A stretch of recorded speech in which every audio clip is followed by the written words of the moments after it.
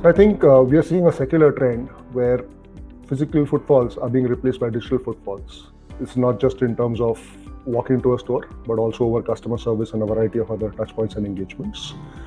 The other big trend we are seeing is that we are starting to believe that no interface is going to be the best interface for the future.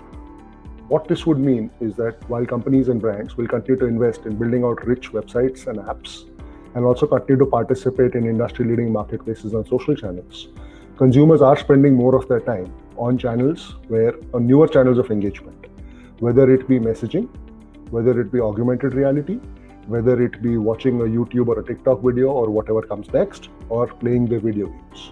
It will be incumbent for brands to be able to engage with the consumer in all of these channels, as well as new channels that are yet to be defined.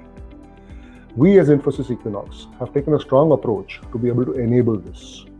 To give you a few examples of the work that we're already doing, we've been working with a leading jewelry retailer where in the pandemic they've obviously suffered because stores have been shut, to quickly enable an augmented reality based approach, which is a virtual try-on of watches, jewelry, as well as eyewear. What this has helped them do is enable them to salvage some of the sales which would have been lost because people were not able to walk into the stores.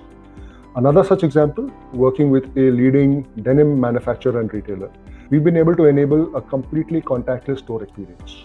What this enables a consumer to do is it allows him or her to walk into a store, pick up a piece of apparel, try it on.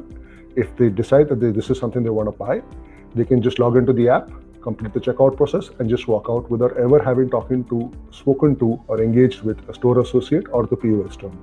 Working with a leading food and beverage CPG company, we've been able to augment or enhance their recipe site to be able to become a one-click transaction capability.